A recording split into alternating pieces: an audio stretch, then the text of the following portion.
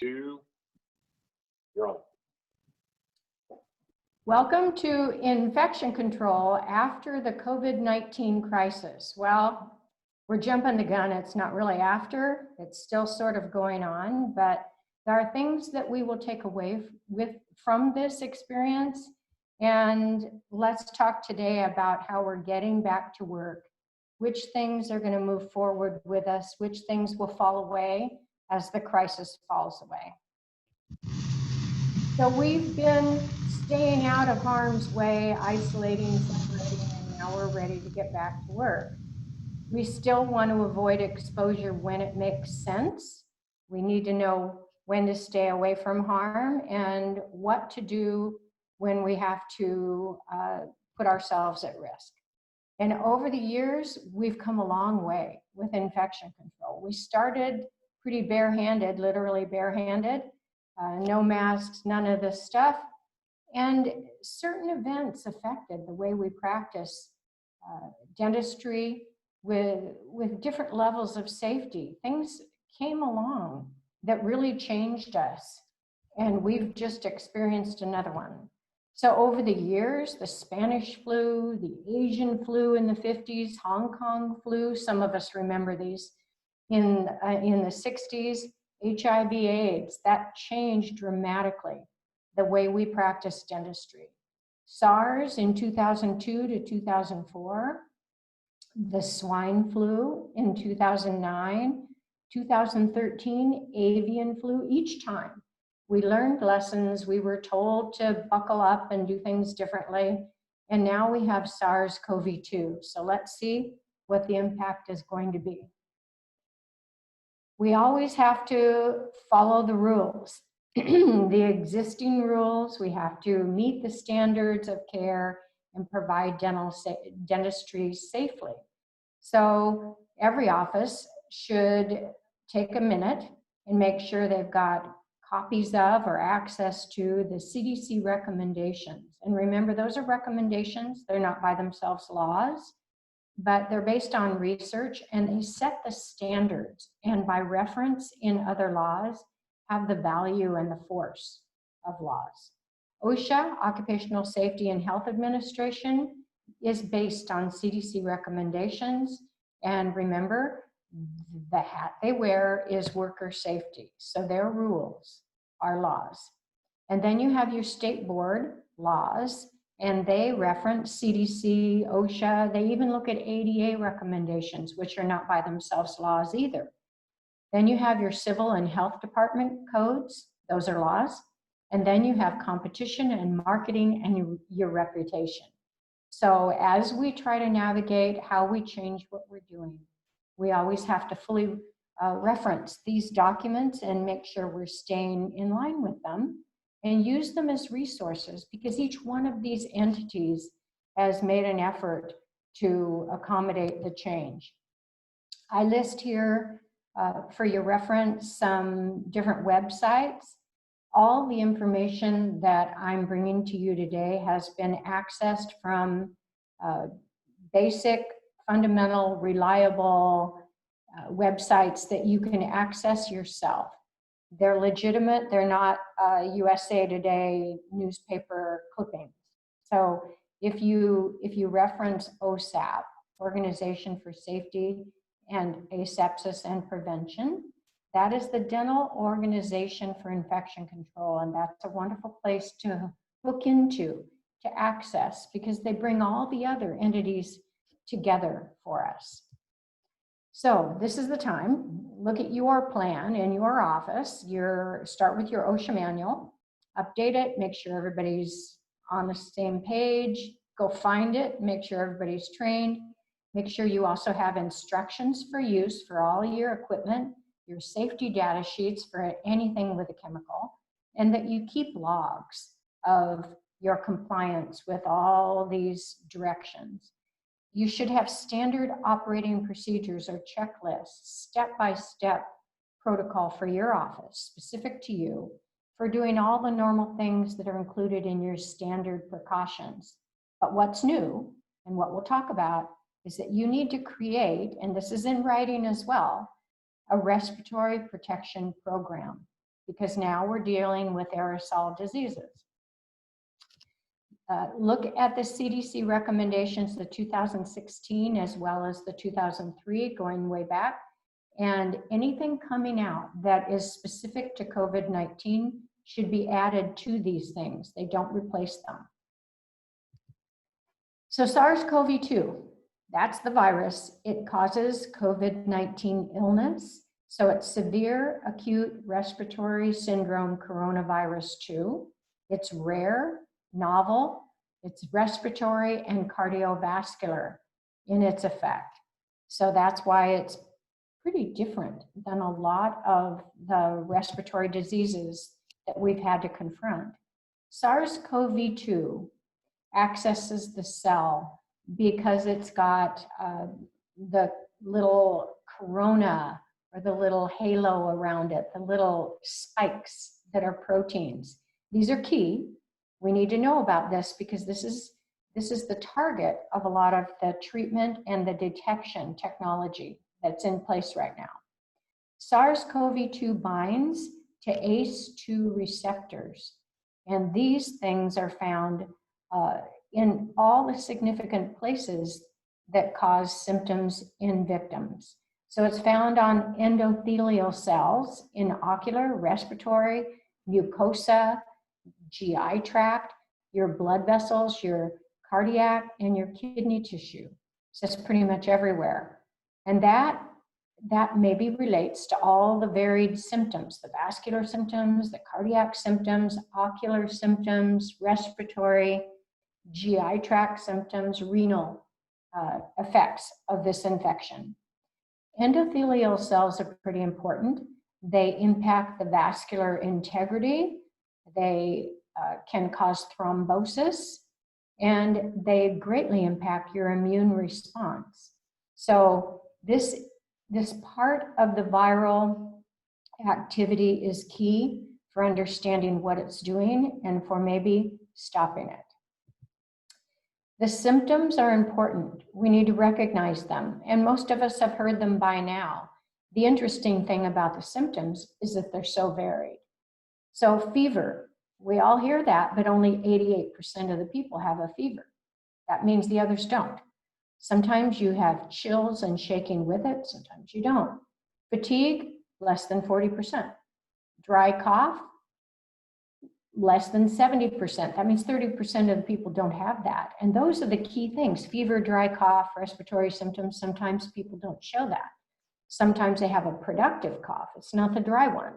It has a gradual onset, which is different than the flu, and that'll be important in the fall when the flu hits us, and this is likely to come back. So your flu has a sudden onset. Your colds have a gradual onset. This is more like the colds. You usually don't have a runny nose, which is what you do have with a common cold. Often have loss of taste and smell, maybe a sore throat, maybe not.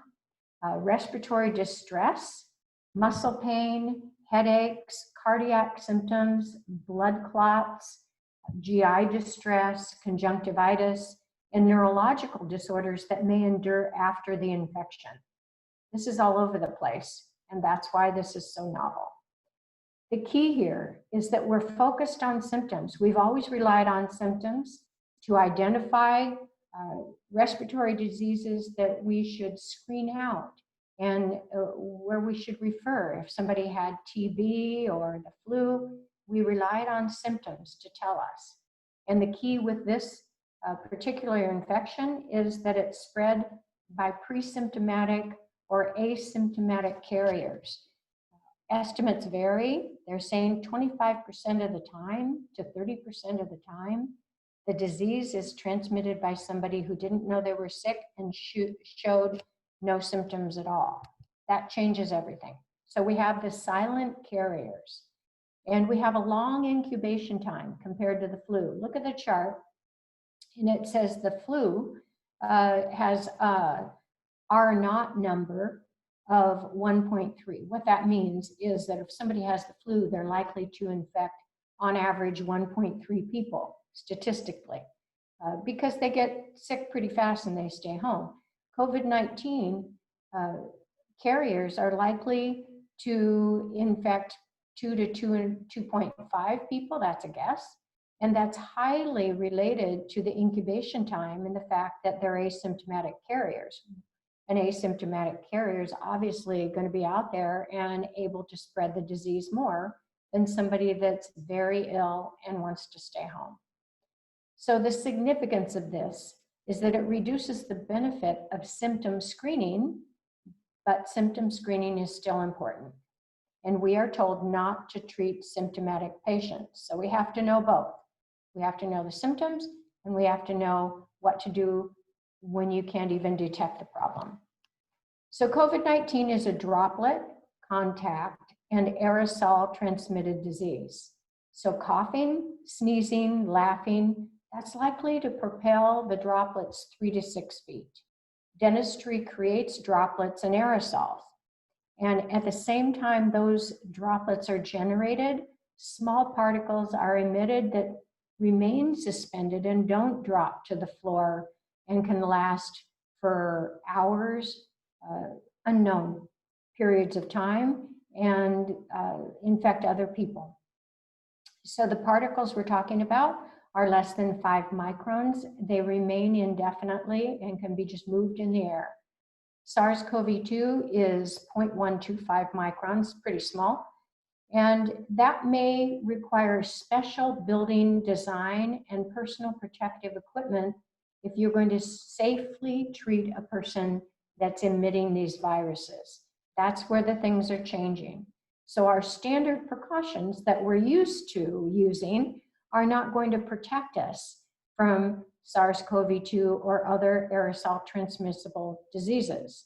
So symptomatic ATD, airborne transmissible diseases, those patients should be screened and referred. So what is the real risk of aerosol transmission? We really don't know. The viral RNA is found in heating, ventilation, air conditioning ducts after COVID-19 patients have been treated. Viral RNA was found in the respiratory tracts weeks after people recover. Is it effectively transmitted to somebody else? Is there enough to make somebody else sick? A lot is not known, actually. So we know it is absorbed through mucosal tissue in the respiratory tract and in the eyes. We know that for sure. But we don't really know an effective dose. And in fact, that may be different for different people. We do know the risk, the relative risk of dentistry. If you look at the big bubble chart over here, way over on the right where the red arrows are, at the high end of risk for professions, dentistry is at the very top. And that has to do with the aerosol we generate and the fact that we are in close proximity to ground zero where the virus is spread. And you can't not be. There are some things, and we'll talk about them today, that we can do to reduce our exposure that's unique to dentistry. And the way you do it is plug SARS-CoV-2 into the chain of infection so you know how it's transmitted and how to manage it. Because if you know what it's doing, then you know what to do. So SARS-CoV-2 is the virus. It lives in the oropharyngeal area and the lungs, and the virus will be expelled when you work on the patient. So the port of exit is the patient laughing, talking, or you doing dentistry.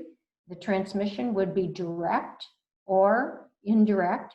It can land on a surface and be transferred that way. So our surface disinfection, our safe practices, that's all important. Portal of entry, ocular tissue, oral tissue, inhalation. And susceptibility varies. If you've been one of the people that have already recovered from this, maybe even asymptomatically, you may not be susceptible, but we don't know. We don't know how robust people's immunity is and how enduring it is after an infection. So looking at how we break the chain of infection and what we should do at each stage of disease transmission, we want to avoid being exposed to the germs. There are some things that we can do that would prevent exposure. We want to clean and disinfect and use barriers to protect ourselves and try to reduce the spray and spatter that's created when we work on the patient, so not so many germs exit. That can be done in so many ways: pre-procedural rinses, rubber dams. We need to try all those things. Transmission we can cut down by isolation and catching it at the source and wearing personal protective equipment. We can cover all the portals of entry so we're protected. I don't know about susceptibility. We're waiting on the vaccine and maybe medication that could help if you were exposed. So that's what we're up against here. And this is familiar to us because we know about disease management. We've been thinking about blood-borne diseases, contact diseases, droplet diseases, but this is airborne. So this adds another layer to our efforts. Our standard precautions, we know, are very effective in protecting us from blood-borne diseases.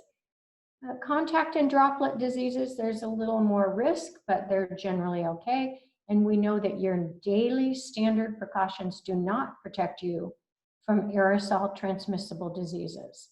And that's why we've, until this point, relied on screening out symptomatic patients so that we don't get exposed. So what do? Well, be really good about your standard precautions because we're going to add to them. We're not taking them away. So all the normal things: hand hygiene, personal protective equipment, respiratory hygiene, cough etiquette, all the normal sharp safety, safe injections, instrument and device sterilization, environmental asepsis, all of that. All of that should be in place, and everybody should check and make sure that things are working. Okay? Now, how do you check? How do you evaluate your own place of work? You go back to the basics and you look at it. Are we isolating? Are we separating? Do we clean before we disinfect and before we sterilize? Because those processes are not reliable on dirty surfaces. We need to think about how the various germs we're thinking about die. Okay? If it's heat, how much heat, how long? If it's chemicals, which ones will kill this particular organism, at what concentration, what is the contact time, and how toxic are those chemicals? Are the germs likely to build resistance? And then you need to look at your systems and say, are they working? And how do you know that? Well, there are ways to monitor our systems, and we need to be using those now. So use checklists, use monitoring devices for your sterilizer, for your instrument cleaning, for your dental unit water lines. All those things can be monitored. Now there's a concept, and we're going to go by that today. It gives a context for us to understand the value and the impact of the various kind of infection control efforts we make. So at the very top of the pyramid in blue are the things that have the most effect, that are the most important for us to do first. And that's eliminating the problem. Okay, so for a while we weren't even doing dentistry. We eliminated the exposure altogether. Now we're getting back into it. So what can we do? How can we mitigate our risk? We can substitute, replace one hazard with something that's maybe less hazardous. The hygienist may not pick up the ultrasonic scaler, they may hand scale right now. We can use engineering controls. Those things are designed and engineered to keep you safe. You still have to use them correctly, so there's some reliance on human behavior and dedication and knowledge and training, but they are designed to keep you safe and they work pretty well. A needle cap is an engineered safety control, right? Those are pretty helpful. Then, more important than that, even more helpful than devices that are designed to keep us safe, are administrative controls. Those are the rules. Those are the regulations. Those are our policies. That's our practice that we set up. And there are a lot of things that fit into that category. And then at the very bottom of the pyramid, personal protective equipment. And the dichotomy here is that this is what we think most about. Well, rightly so. It's the thing we have to touch and we're most in charge of, and we interface with most frequently. It's the thing we can do the most about personally if we're the worker. But the personal protective equipment doesn't even have to be used if you eliminate the problem. Used less if you substitute the problem. Isn't quite as important if you've got clean air all around you. The mask doesn't become quite as important because you have these engineered devices that clean it for you or prevent your exposure to it. So you see where I'm going here? There's a different value to different things that we do. And we're going to organize this discussion relative to this hierarchy. Now, it's very convenient to put it in a nice, neat pyramid, but it's really not like that. Things just all swirl together. They do come together and you're at the center where they all come together, but it's not in reality that neat. Many things belong in different categories. So this is kind of a construct for our understanding, but we all know that in the daily business of dentistry, things come together and are a little bit more mixed up. So, elimination, what should we do? What can we do? We can get involved with symptom screening prior to an appointment and on arrival, both. You have the patient screen, and then when they get there, you take their temperature again. We can isolate, discharge, and refer all symptomatic patients and healthcare workers. We can also do risk screening, so we can help interpret the presentation of a person that has a few symptoms. What is their risk? And you put the two together and you use your critical thinking and you make a professional judgment. We can do viral testing at some point. That'll be nice, not very available right now. We can remove fomites, which are magazines, TV remote, shared items. Just take them away so you don't have so much cross-contamination. And prioritize low-risk healthcare workers. So consider the age, the health conditions of our workers. And if it's not the right time for them to come back, maybe they need a little longer vacation because they're at much higher risk of both contracting the virus and having a very complicated outcome, a disastrous outcome if they do become infected. So we need to protect the vulnerable. All right, so let's dive down a little bit on that. Looking at the interim recommendations that dealt with these kinds of elimination processes, they said prioritize necessary care and implement your normal precautions plus transmission-based precautions, and we'll define those. The interim recommendations say make the maximum use of teledentistry, okay, on the phone.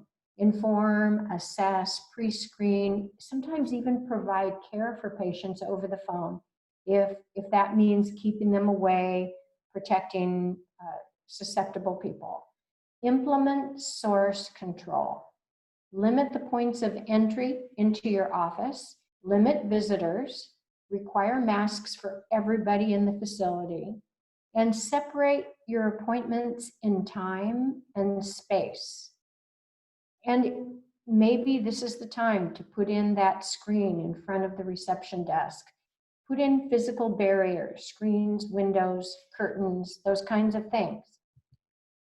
So, symptom screening, you will have a chance to do this. People will show up with some symptoms. So we have to have all the things in place to do this and maybe a dedicated space for this. So screen for fever and respiratory symptoms prior to entry into the facility. That means don't wait till they get in the chair. Set up your supplies outside in a vestibule in a spot.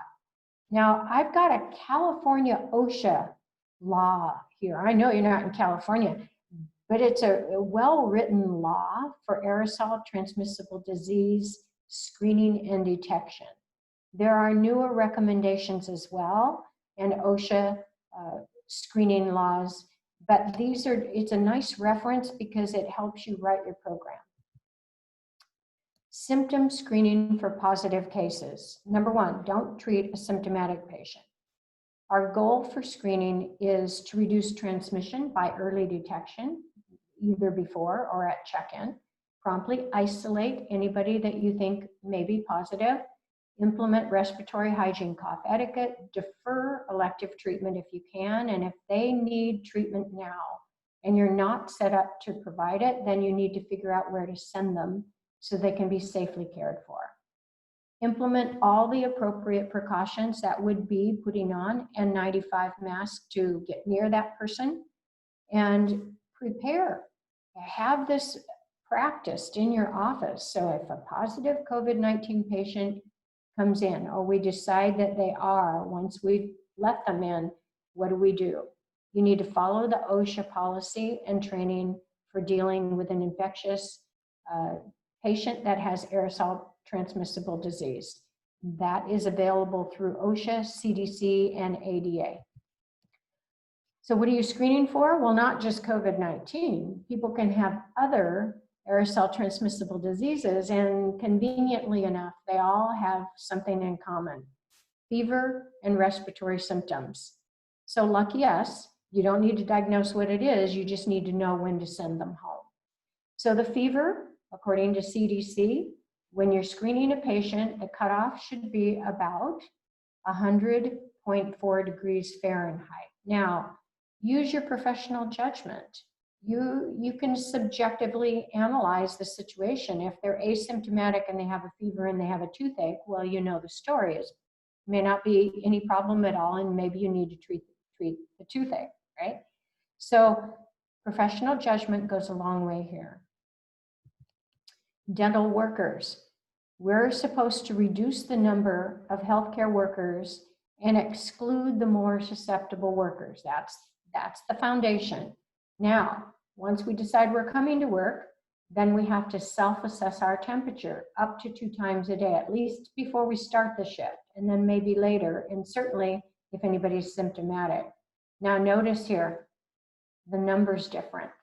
The number for workers is 100.0 degrees, not 100.4. So it's a different standard for workers. Temperature above 100, they go home.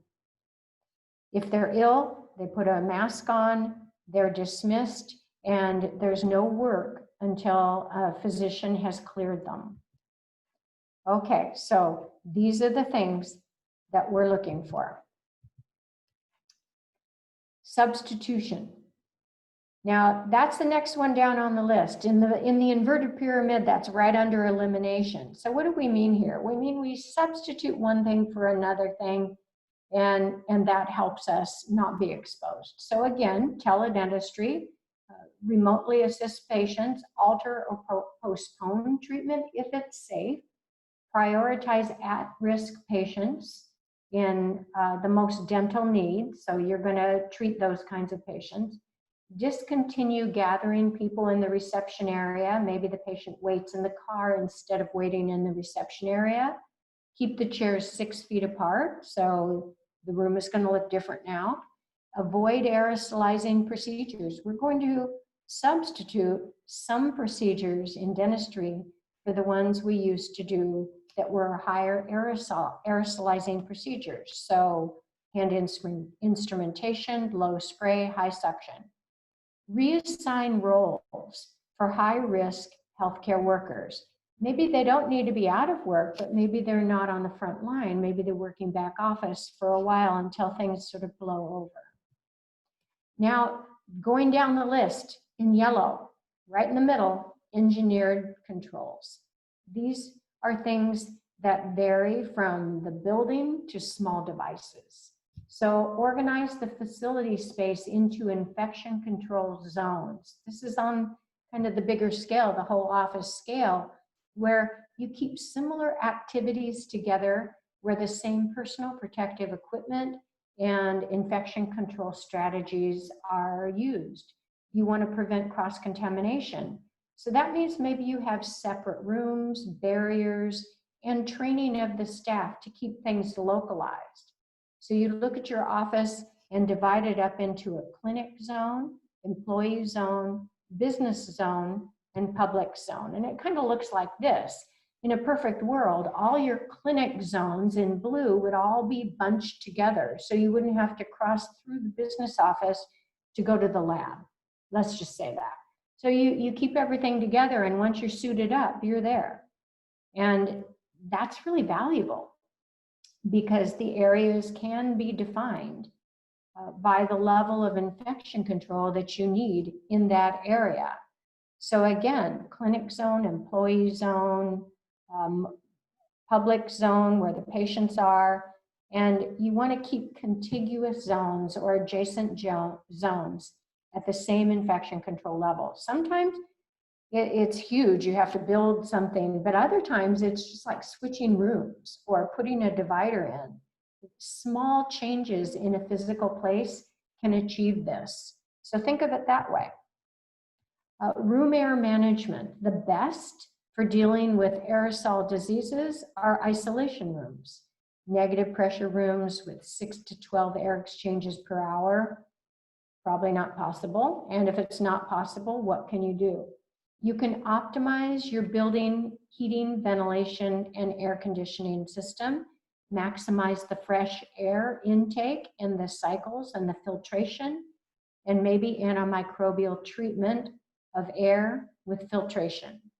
So air management in your building, that's part of the design that can create a safer environment for you. Before you walk in, before you put on your personal protective equipment, that's working for you. Space dividers, walls, distancing, HEPA filtration fans, air disinfection technology like ozone or UVC, and external evacuation units. These are all devices that can be added to your normal day. Normal dental facilities don't have 6 to 12 air exchanges an hour and isolation rooms. So what should we do? You can look to ASHRAE, CDC, OSHA. They all have guidance for us. So you can identify other locations that do have those facilities, the airborne infection isolation rooms, and you can refer your patients there. What can you do to your spot? Maybe you can consider HEPA filtration or air cleaner units. Maybe design modifications. You can retrofit hoods and suction. You need to contact a professional building engineer, not the janitor, but a building engineer that can help you with that. Consider shared building air versus dedicated heating, ventilation, and air conditioning to your office. Are you sharing air with the guys next door? Or is it your own? And do you have access to it? And how much control over it do you have? Look at the compartments, the area of the building that are serviced by your HVAC unit. Are there shutoff valves? Can you control it? Find out more about where you work. And maybe put in walls, doors, space dividers. If you look at the picture on the lower right or lower left for you, you look at open bay seating. And then above that, a similar situation in an ortho office where they just put barriers in. Now, there are different recommendations for this. Some say go to the ceiling, some say don't go all the way to the ceiling. It has everything to do with airflow in your building. And at the far right, standalone, retrofit, HEPA filters can be placed strategically in the room to draw air away from the worker, away from the patient, as close as possible so that the air doesn't continue to circulate. So room air control, these are things we can do now. Okay, increase your HVAC settings. Make sure that the machinery can handle the increased volume of airflow and increased filtration. Look at building maintenance. Are your ducts clean? Do they have filters? Have the filters been changed? Consider those HEPA filter units, which ones. They have different capacities. different cubic feet that they can manage, external dental HEPA exhaust units, like the thing you see in the upper left, very focused, like a little elephant trunk suction device that fits near the patient's head, or wall-mounted units, and some of them are really fancy. They have a readout telling you how much particle filtration has been achieved in a period of time, so you can assess where you are with them. Other things you can do with room air control: optimize your direct suction and your evacuation protocol. Whenever you can, use single operatories spaced apart, and vacate the room after the procedure to allow for air exchange and for droplets to fall. Now, 15 minutes was in the latest document from the CDC as the time you needed to allow everything to settle. And now this was geared towards droplet settling in the air, not aerosol capture, but droplets allow them to settle for about 15 minutes in a normal room situation, and then you enter to clean up the room, because you're going to clean the surfaces and you want the droplets to land on the surfaces before you clean them. So that's the most recent advice. Some entities say open windows if you can. Others say that's not measurable and you don't know about the outside air. So again, professional judgment. If you feel like the air is moving better and you can open the windows, why not? Because there's less of a risk outdoors than there is indoors. Stagnant air, recirculating air, this is a problem.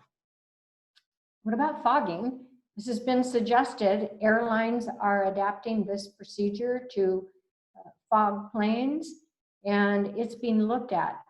A lot of different chemicals are being considered. Hypochlorous acid has been one of them that's mentioned.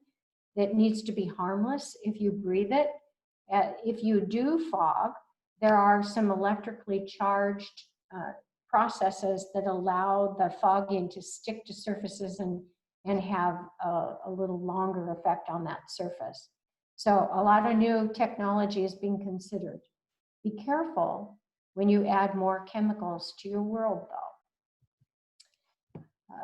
Control the droplets and aerosols at the source. Now, this is something we can do with the equipment we have and safe practices together. So using a rubber dam when it's relevant and when you can, with high volume suction, a pre-rinse, and sometimes an oral flush with an antimicrobial has been suggested to reduce the presence of pathogens in the work site.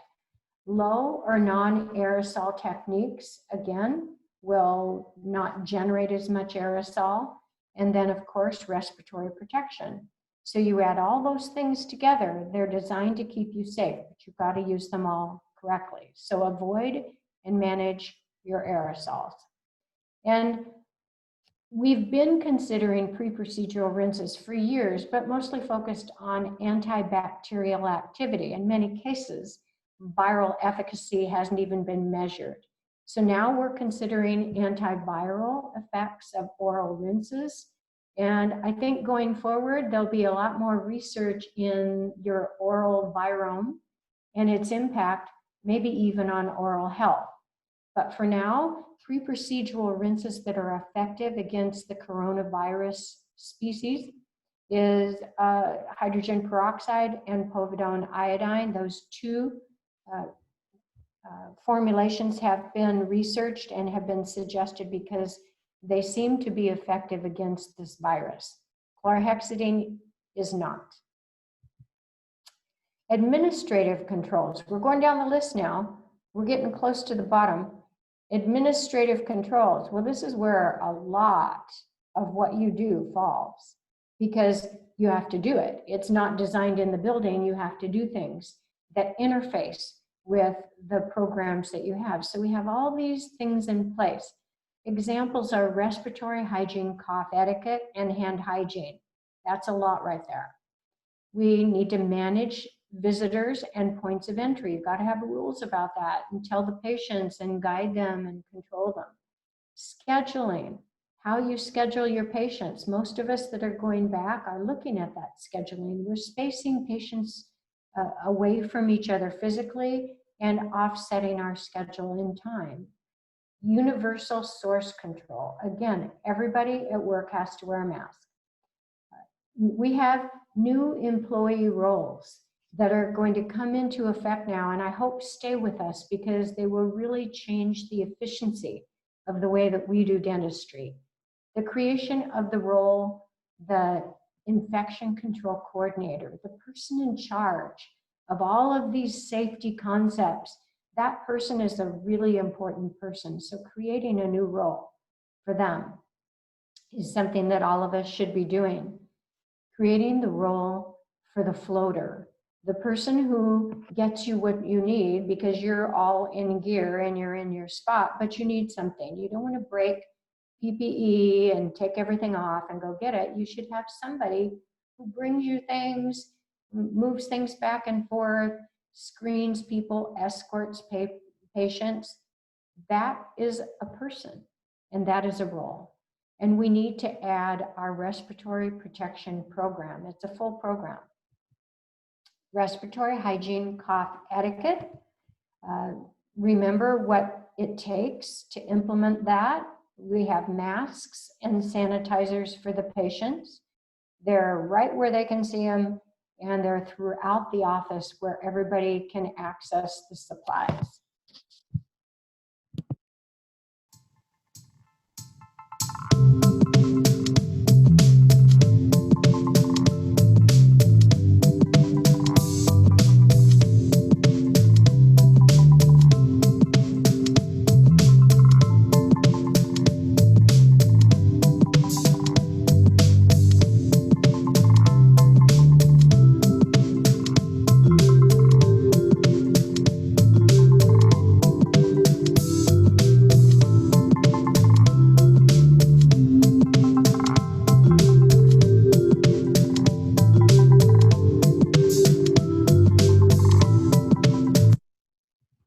Okay, so we all know how to do this. Even our kids know how to do this, so we need to do it.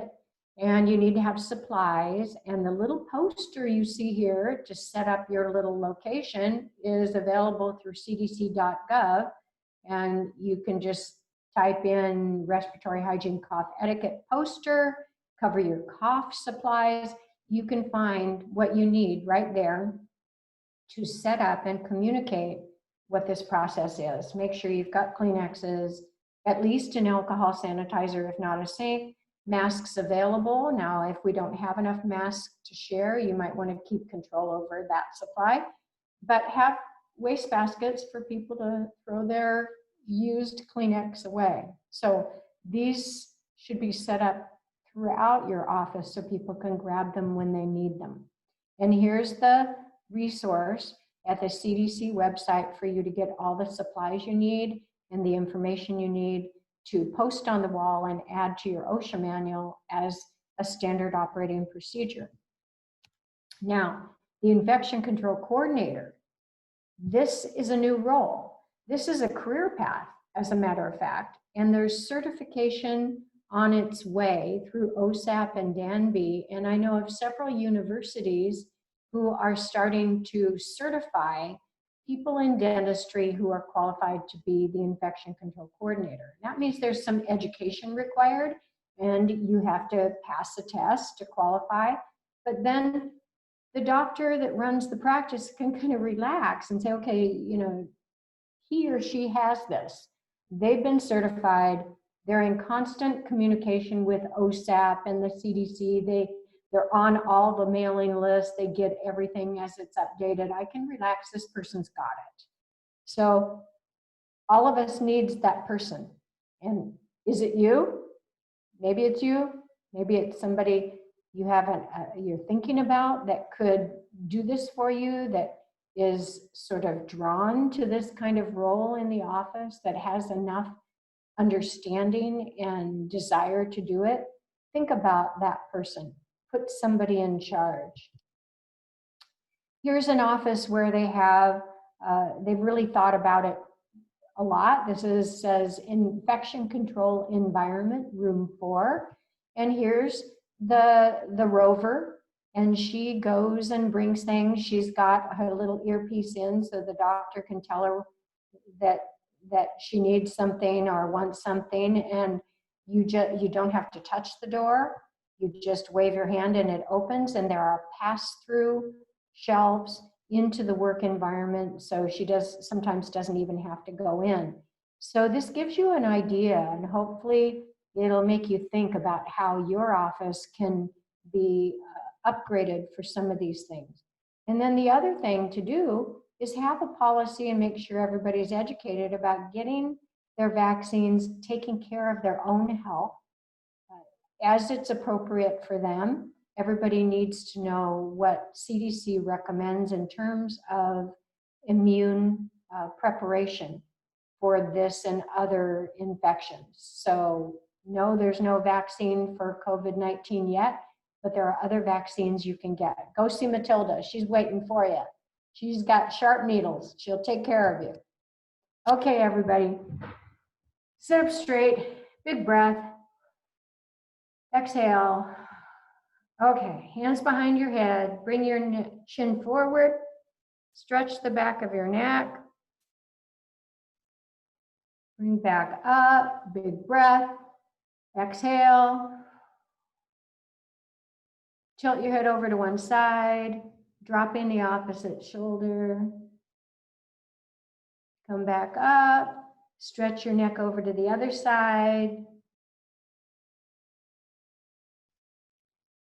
And there you go. Another big breath. Exhale. Okay. Aren't webinars fun? All right, so we want to uncrink ourselves and stay awake. All right, so dental office surface asepsis.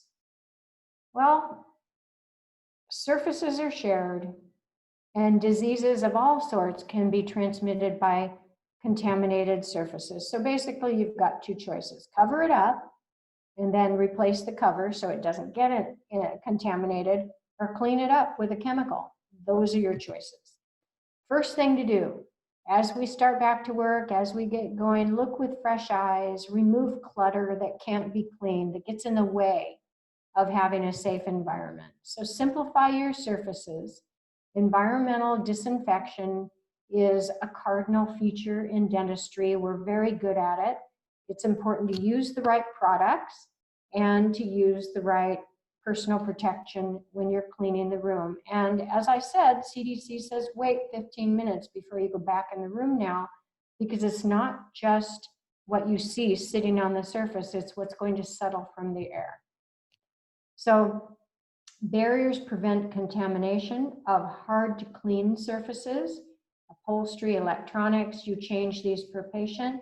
And remember that digital sensors have always been a weak link in our infection control because they go in the mouth and should therefore be used once and thrown away or sterilized, but we can't. So we rely on barriers and surface disinfection with an intermediate level disinfectant. Barriers are not all the same. Plastics are not all the same, and this is really important right now. You want to use an FDA-cleared medical barrier that has been tested for viral and bacterial penetration. Your dry cleaner bag or your saran wrap and other things, they don't qualify, and viruses and bacteria can get through them. This has been demonstrated. Other things to think about now that we go back to work after the COVID timeout. We want to use EPA intermediate level disinfectants in all of the operatories. And again, wait for those droplets to settle. Extend frequent disinfection protocol to all touch and transfer surfaces. Now what we're going to do, the change we're going to make, is that we're going to take a little more responsibility for cleaning and disinfecting other surfaces in the office that before we tended to wait and leave to the janitors, and whenever we got around to it, it maybe wasn't done every single day. Now we're going to do it several times a day, the doorknobs, the surfaces that are touched. The other thing that's important is to go to the EPA list of SARS-CoV-2 disinfectants, and they will tell you which ones have been shown to be effective against this organism. And that's changing every day. So you can go to the EPA website you see here, and it has a list of products that we know are reliable. So chemical cleaning and disinfection. You have to follow the label directions for the product you use. Always apply a disinfectant to a clean surface. So if it's not clean, you need to clean it first. Proteins will neutralize disinfectants. And of course, wear all of the personal protective equipment. And it's important to know a little something about the various germs and where they fall in the hierarchy of resistance to the chemicals we use or the processes we use. So at the very top, our prions, we can't do much about them. Even if you sterilize them, they're not actually organisms, they're proteins, and they don't change in a sterilizer. So that's a substantial risk. Sterilization can be done in a chamber, not on surfaces. So bacterial endospores and fungal spores are killed in the sterilizer, and that's the highest level. We use that for instrumentation. For surfaces, we use intermediate or low-level disinfectants, and that disinfects but doesn't sterilize. So the highest level of that whole area are products that kill TB in a particular amount of time. And since that benchmark organism is the most difficult to kill, then if the surface disinfectant kills TB in, say, 3 minutes, it is supposed to kill all the easier to kill organisms within that time. And mostly that's true. So if you look at the whole list, going down the list in front of you, the blue area at the bottom, those organisms are killed by low-level disinfectants. If you go up to the black organisms, things in black writing above it, those things are killed by intermediate level disinfectants. So intermediate level disinfectants kill things in black and blue.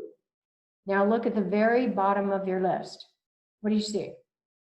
SARS-CoV-2. It is one of the easiest things to kill. So if you're using an intermediate level disinfectant that kills TB in 3 minutes or 1 minute, you can bet that SARS-CoV-2 will probably be killed by that formulation. But again, you have to go to the EPA list to be sure. So clean and disinfect, that's 2 steps. Spray and wipe, that's cleaning. Spray again, disinfection. If you have a wipe, you wipe first for cleaning, wipe again for disinfection, 2 wipes. And if you buy something that says single step cleaner disinfectant, what does that mean? That means on a visibly clean surface, you can use just 1 wipe. You don't have to do the 2 steps because that formulation can disinfect a visibly cleaned surface. That's what that means. Leave it for the stated time. Whatever that label says, that's the contact time. It has to be wet for the full time. And fogging for our operatories, again, that may come into play, and that may be something that we're adding to our surface disinfection going forward. There are not a lot of data about comparing the two in a dental clinical setting yet, but keep your eye on it. I have no idea whether that is in our future or not. Now, while we're talking about COVID-19, we have to remember that we still have to protect ourselves against blood-borne diseases, which should be pretty easy using our normal precautions. The most likely exposure to a blood-borne disease that you're going to have is an accident, a breach in your infection control, an injury by something that's sharp, or exposure of compromised skin like the crack in the skin you see in that person's thumb, an ocular exposure, an accident that happens that gives you enough of a dose to actually get infected. Now, surfaces are important because if you look at hepatitis B, it's efficiently transmitted directly and indirectly and survives on surfaces for at least a week. I've seen data that shows it viable for a month. So you would have to have direct exposure to that, maybe with open tissue. Other pathogens like hepatitis C can remain infectious on surfaces up to a month again. So our surface disinfection is really important. Our careful practices, sharps management, that's what's important to fight against blood-borne diseases. Things do happen, so we have to just be careful handling sharps. Some of the best engineered safety devices and protocol that we have and practices that we have as part of our routine will keep us safe. I like having a device stabilize the needle cap so that one-handed I can recap. Other people use the scoop technique. Just keep your other hand out of the way. The bottom line here is whatever you do to recap your needle, for instance, do it one-handed. So this is how we use the card. You engage the cap in the little hole in that card, and then you allow that to prop up the needle. You behind the card, position the now your needle cap is propped up so that the needle in the hub. So that's how you use that. And this is how you use the little flange on the cassettes. This is our school, West Coast University, and this is how we teach the students. And most students are being taught to use some kind of device that stabilizes the needle cap so that they don't have to hold it with their hand. That works great until you don't use it, right? So whatever system you have, make sure everybody's on track with it, that they're using things correctly. Follow OSHA rules, throw things away safely, use your sharps container. The update now for us to keep in mind is that if you've got pharmaceuticals, they have to go into pharmaceutical waste. And if that pharmaceutical is in something like a glass cartridge that could break, it could become a sharp, so we put it in a sharps container. So if you've got anesthetic left in your cartridge, it should go in your pharmaceutical sharps pickup, like the white and blue one at the bottom. Now those are expensive to pick up because those are incinerated. They're not just dumped into the landfill where the pharmaceutical material or the chemistry can go down into the landfill. They're incinerated. That costs more money, and it's done only in selected sites in the United States. So here's how you do it. In your regular sharps container, you put your needles, your needle caps, broken instruments, endophiles, whatever. They go in there, and empty cartridges. In your pharmaceutical waste, only cartridges with anesthetic in them. And just a quick reminder, because you know we don't have accidents every day, make sure you're all set up in case you do have an accident, okay? So if you have an exposure, you should know your immune status. Is it time to get a booster or not? Check with your doctor on that. Have a packet all ready to go, right? Because you haven't thought of this for a while. You haven't driven there. You haven't maybe gone through it all. So have the phone number where you're going to go to be cared for after an occupational exposure. Do not go to your normal physician and try to make an appointment there, because you need to get in fast and you need to see somebody who can do the appropriate testing, rapid testing, and who has medication to treat you should those tests come back positive. So you need to go to a place that's in the business of handling post-exposure prophylaxis. Not the normal doctor and not the employee's family doctor. So set this up ahead of time and make sure that rapid testing for HIV and hepatitis C is done on the source person so you know what you were just exposed to. With that information, the doctor will administer antiviral, antiretroviral medication to you as needed on the basis of your exposure that day. So there are windows of treatment. You want to be treated for HIV exposure within 2 hours optimally, and within 24 hours for hepatitis B and C.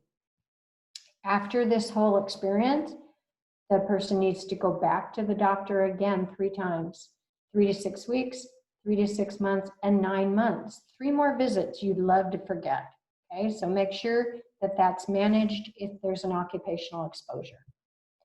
So that's your plan B. Make sure it's set up and don't go crazy when the incident happens. Have it all set up and you know where you're going. You know that they have everything in place. It's worth a phone call to make sure you've got the right person in charge of this. Okay, in case you need a stretch, sit up straight. Maybe just tilt to one side, another side. Big breath. Exhale. There you go. Okay, here we go. Dental water quality. Okay, so how are your lines? Hopefully they're good, because these are the engineered safety devices, the equipment, the things that are settled before you see that patient. These are the things that are important.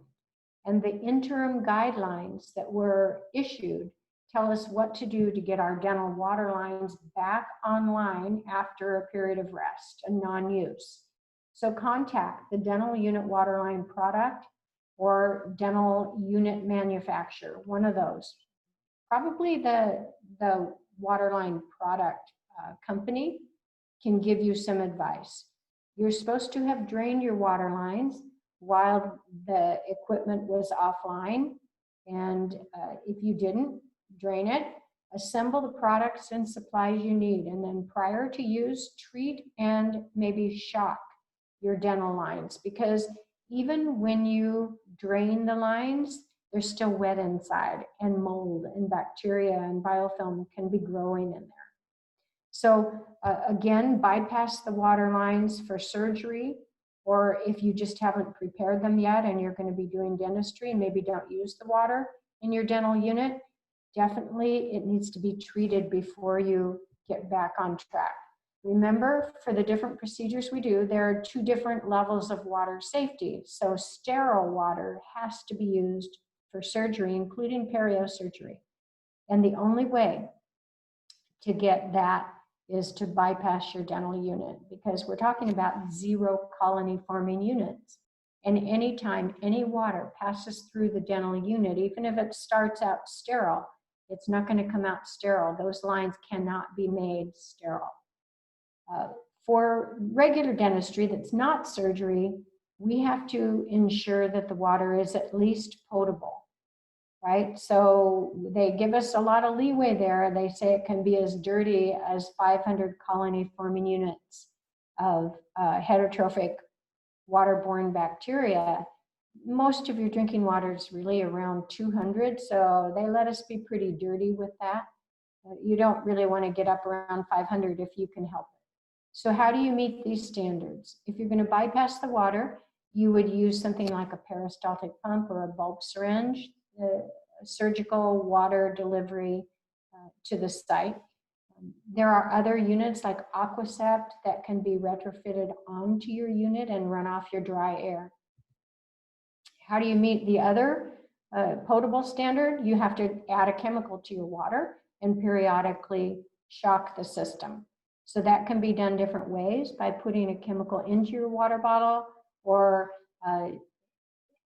hooking the water up to cartridges along the water pathway and having chemicals elute into the water from the cartridges. So for potable water, all of us should be flushing our lines for 2 minutes in the morning, just a reminder, and flush the lines between patients for 20 seconds to blow out anything that was retracted from the last patient. You should be adding your antimicrobial product daily and shock the system periodically to remove the attached biofilm. And that's because the daily antimicrobial that you're putting in there is safe for the patients to drink, safe for you to breathe. And because it's that safe, it doesn't completely prevent biofilm. Biofilm will slowly build up and periodically will have to be shocked or removed with a strong chemical. So check with the manufacturer's directions on how to do that. And the only way to know whether you really have to shock it is to monitor it. You have to test your water line. Now we're told to flush our water lines. We need to know what that does. That just flows the water and doesn't reliably remove biofilm. Could break off a couple pieces now and then, but if you've got a lot of biofilm, you need to treat it with a chemical And usually that's something like Sterilex or bleach. And there are a number of products out there that do a great job of shocking the lines. Just follow the manufacturer's directions and put one of the daily chemicals that you see here into your water line and follow their directions. So how do you test your water? There are different entities that can test your water for you. I'm in California, so we use Loma Linda, or we use Pro Edge in Colorado. They'll give you a good report and work on it with you and kind of go over things with you and help with education as well. So there are many different ways. There's a new way. I like these. These are the little paddles, and they've been around for a long time, but these are different. They're made by Pro Edge as well, and they've got a neutralizer in them. So if there's any residual antimicrobial in your water, it doesn't keep the germs from growing on the paddle.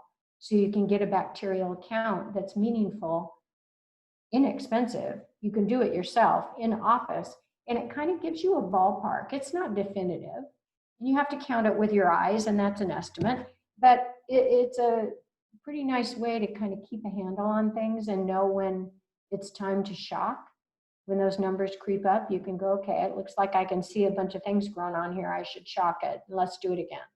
So that cuts down on the more expensive lab testing that has been suggested for us. And they look like this. They have a white backing so you can see when the germs are growing on there.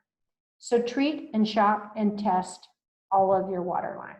And here's a resource. FDA has a whole website based on it. OSAP and CDC. These are great places to go. You type in dental water lines and you'll get more information than you wanted to have. All right, and making items safe to use and reuse. These are things that aren't, this whole process isn't going to change much because of COVID. A very few things will change in terms of managing your instruments. So the bigger changes are happening with your building, with air management, and with your personal protective equipment. But quickly, let's look at instrument sterilization, because there are some things that might be affected by ambient aerosolization that we should be aware of. So we sterilize our instruments. We're good at this. Look at the pathway of your sterilization room. Make sure you go from dirty to clean, and everybody's respecting that. They're not putting dirty things on the clean side like you see over on the right. It says notice clean area, and that's where they're bagging the instrument. So it's kind of crazy. Just make sure everybody is following through with what you've set up. The safest way to transport your instruments is simply by putting them in a cassette and shutting the lid and carrying it safely, as long as nothing's poking out. Otherwise, you can put instruments in tubs and put a lid on, but we are supposed to carry instruments safely through our office. So if you're looking at cassettes, the newer designs allow for more steam and more washing fluid to circulate through and around those instruments. There's the more lacy, more open cassettes are a good design. You can get the little cages to gather loose things up and put in the cages. Don't overload them though. I think one of the most important things to do with instrument processing is to make use of some of the things that are designed to keep you, or to work well. And these are enzymes that you can soak the instruments or spray the instruments like you see here before they even go in to the ultrasonic or the washer. And it just loosens everything up. It prevents things from drying on the instrument. So whatever your next step is, it's more effective.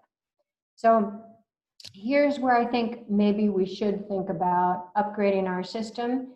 And it does affect the air quality and the room exposure that we're thinking about with COVID-19. And that is that when you're using an ultrasonic, it can aerosolize chemicals into the air. So at least keep the lid on.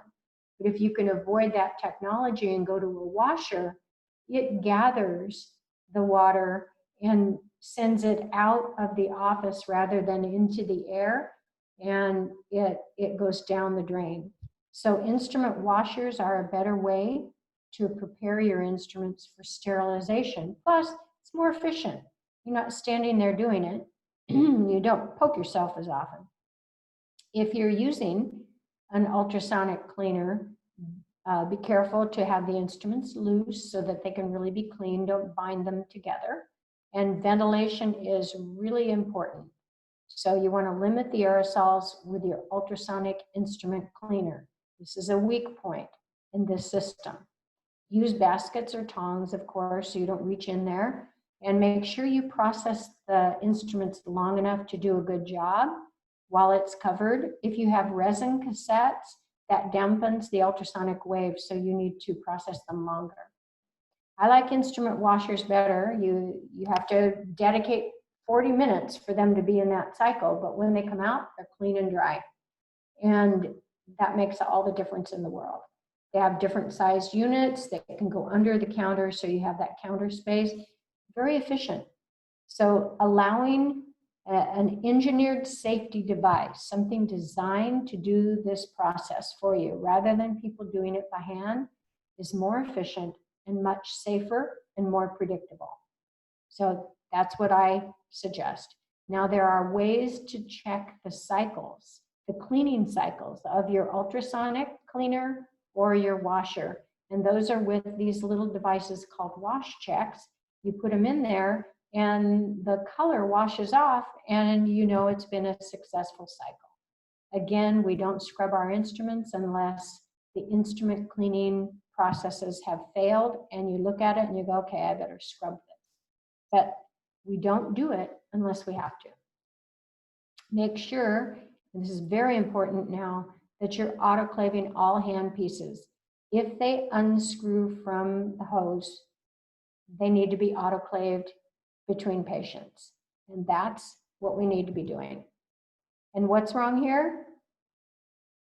Overloading. The most common reason sterilizers fail is overloading the sterilizer. You've got to allow enough room for the steam to flow. So common sense here.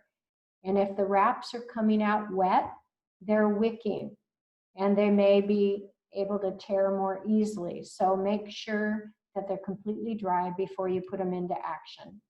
And monitor the sterilizers. We're good at this. We've been doing it. The spore test can be done in office or sent in for evaluation, but you need to know every week that your sterilizer is able to kill the spores. Now, between, what do? Now they're very inexpensive, really easy to use type 5 indicators. And these are placed in a load, at least one in every load. And we use them as a load release. So look at this little strips on the left, and you'll see the upper one says pass. The ink has traveled across the trail, gone over the goalpost into the accept area, and that one passed. And that means time, temperature, and pressure parameters were all good. Highly predictive of a successful sterilization cycle. If it fails, you know right now you don't have to wait until the spore test comes back. You don't have to wonder. You know, oh my gosh, this is not good. We won't release this load. Let's check it out and see what happened. Maybe we overloaded, something happened. Okay, so gives you early warning so you never ever have to call that patient and say, gosh, you could have been exposed to anything because we had a sterilization failure. You don't want to ever make that call. And then sterilization packages, we used to think that once we sterilized it, that basically it was sterile forever until an explorer poked through or you opened it. And now the thinking is a little bit different. We have to follow FDA rules and clearance on our sterilization pouches, and they are literally only cleared for about 6 months. So write the date on your packages, and if they don't get used in 6 months, they need to be repackaged and re-sterilized. And keep a log of all of this. Keep a log of each sterilization cycle, whether it passed the type 5 indicator. Yes, the load had a pass. We released the load, we used the stuff. And then every week we keep a log of our spore tests. So this is an area where we have the highest level of asepsis, and we can check it and monitor it and record it. So we're supposed to be doing that. Now, sometimes you've got a fancy sterilizer that has a readout and keeps a log for you. That's even better. Okay, in case you need a stretch, sit up straight, put your hands on your lower back, arch your back. Feels good. And stretch your arms. There you go. Okay, big breath. Okay, here we go. Now, personal protective equipment. This is maybe the biggest section. This is where we're going to spend the most time. It's at the bottom of the pyramid, so we're supposed to do everything else first. And then within the context of other mitigation strategies, we need to think about changes that we're going to make in personal protective equipment. And it has to have been on your mind. Everybody's been addressing, trying to get the N95s, trying to figure out what to do. So we're going to look at how we manage this well. And involved with personal protective equipment, of course, is hand hygiene. So we're going to look at that as well. So standard and transmission-based precautions, they're different. So standard precautions, again, remember, they deal with blood-borne diseases, droplet, and contact diseases. Now we're going to add in airborne. That's where the transmission-based precautions come in. And what that's going to cause us to do is add a few more steps, take a little more time, buy some new equipment, unfortunately, and we're going to alter the sequence of donning and removing our personal protective equipment. We're going to implement a respiratory protection program for wearing N95 masks or better. We're going to have a written program. That's a written program. It's a long one, and you get it from Osha, and you write out exactly what you're doing to handle the use of N95 respirators. That means that everybody has to be trained that's going to be wearing the respirator.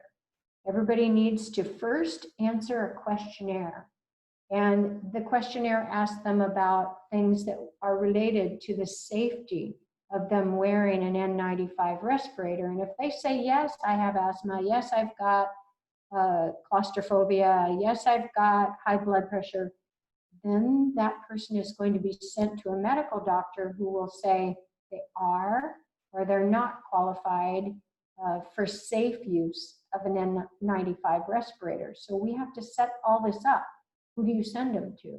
What information do you give to that doctor? Because there are strict rules about what information the doctor can share back with you. And who can evaluate the employee's questionnaire? So for example, if you give the questionnaire to somebody and the questionnaire is written out in and available through Osha, you give this questionnaire to them and they answer yes, yes, yes. The employer isn't the person who is supposed to review the questionnaire. It can be a healthcare provider, it can be an infection control coordinator, it could be a doctor, but not the person's boss. And that is to avoid the impression that somebody was fired because they couldn't wear an N95 respirator, trying to avoid that. So this is all new, and we have to get started with it. It's nice to have a form, the questionnaire you give somebody, and then based on their answers, you need to give a form to the medical doctor in case there are the yeses. And that form would guide the doctor in what to evaluate, tell them how to assess the person's risk, what kind of activities would be performed wearing the N95 respirator. And all you want from the doctor is, yes, they can wear it, no, they can't wear it, and will they be seen again? So there's specific directives on there that we need to communicate with the doctor in order for us to comply with privacy and HIPAA rules. So it's a new thing. And then there needs to be fit testing. So once the person qualifies, they have to test the fit of different N95 respirators and make sure they actually can be worn. They provide a safe seal, and everything goes okay. So there's fit testing that has to be performed. If you don't buy a fit testing device for your office, then we need to know where to send somebody to get fit tested. And they have to be fit tested once before they start wearing the mask. And then usually they have to be fit tested annually, but that requirement has been suspended because of COVID-19 and the crisis situation that we find ourselves in with supplies. So full face protection is a new thing that we really need to start using. Face masks or face shields with all face masks. No matter what level face mask we're using, we need a face shield with that, the kind of the second layer. And we need to prioritize the highest level personal protective equipment available whenever we're using aerosols. Hair covers and shoe covers. That's kind of a new thing. They haven't been required, but they're being recommended. And people are trying to get a hold of those. Full or longer gowns to give you better aerosol protection while you're dealing with a potential aerosol transmissible disease is important. And source control for all. Now we're going to dig down into that a little bit. What does that mean? That means everybody wears a mask. What kind of mask? Depends on who they are, what they're doing. Cloth masks can be recommended under certain situations. Surgical masks and N95 or even more protective masks than that. Then we have to look at possible contingency or crisis options for extended personal protective equipment supplies. So as you probably read, maybe you know personally, getting supplies isn't always that easy. If people don't have them, what do? How do they make their supply last longer? What is legitimate to do? And what would cause harm or put people at risk? So we're going to look at that. And we need to look into the personal protective equipment supply chain, where you get things, what to avoid, and maybe an area to change clothes, to don and remove personal protective equipment. It has been suggested that workers not wear some of their clothing that they wear at work home to their family. So where do they change clothes? Do we need a place for that? And then we need ongoing training for any changes that come along. This is the area where the greatest change is occurring. So let's look at our combined strategy of standard precautions and transmission-based precautions. Now, standard precautions are the minimum safety standards that apply to all patients, primarily directed towards blood-borne diseases. They came from the blood-borne pathogen standard originally. Then they were expanded to other potentially infectious material for contact and droplet body fluids.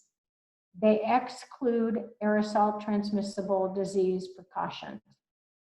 And they assume, your standard precautions assume, that a person's infectious state is unknown and may be undetectable at the time of the treatment.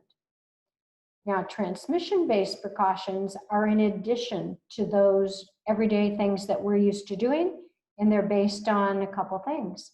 How infectious is the disease you're concerned about? And how is it transmitted? Because that tells you what to do. So standard or transmission-based precautions address contact, droplet, and aerosols.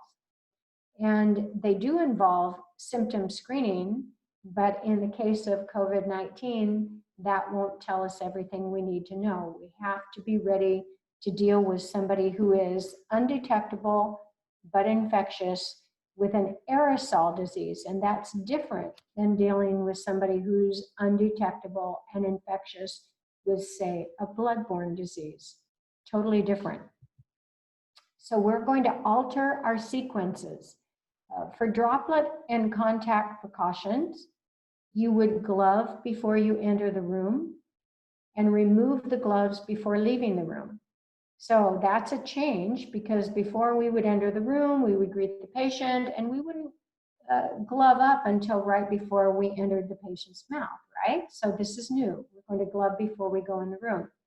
And immediate hand hygiene will be performed with an antimicrobial soap or an alcohol agent, one of the two, after you take the gloves off. No barehanded contact with the patient or patient care items. So there's the difference. We're covered before we get in there. We would gown before we enter the room and remove the gown before you leave the room or right outside the door. Now that's different. Normally in dentistry, we've been wearing a gown all day. Now, because of this particular risk being unknown, really, they're heightening our awareness and saying you really should change your gown, if feasible, between patients. I don't know how long that advice is going to go on and how reasonable it is, and if it's even possible for everybody to do. They say to disinfect and or barrier any reused items like a blood pressure cup. Be very careful if it's used on more than one patient. We should be doing that anyway. That's not a lot different. And use disposables where you can, because there's not the vulnerability of missing something when you're cleaning them off to use them again. We want to have a private room for people with a contact and droplet disease only, not aerosol. A private room, but the door can be open. You maintain that 3 to 6 feet between patients. No special air handling system is needed for contact and droplet diseases, but you mask before you get within 3 to 6 feet of the person. And you only move that person out of the room if it's essential, and if you have to move them out of the room, say to go into the x-ray room or for them to go to the restroom, you put a mask on them. They're masked to leave the space. So those are contact and droplet diseases. Now let's add on aerosol transmissible disease precautions. What are we going to do for these risks? And the risks aren't just COVID-19. We've always been cautious about dealing with people that might have TB or varicella or tuberculosis, or I already said that, or the flu, SARS, pertussis, meningitis. We don't treat patients that are symptomatic with these conditions because we're not safe. The only thing that can give you respiratory protection are respirators. Your surgical masks don't provide this level of protection because they don't fit as well and they're not made in the same way. So respirators can protect against airborne chemicals, fumes, vapors, infectious pathogens.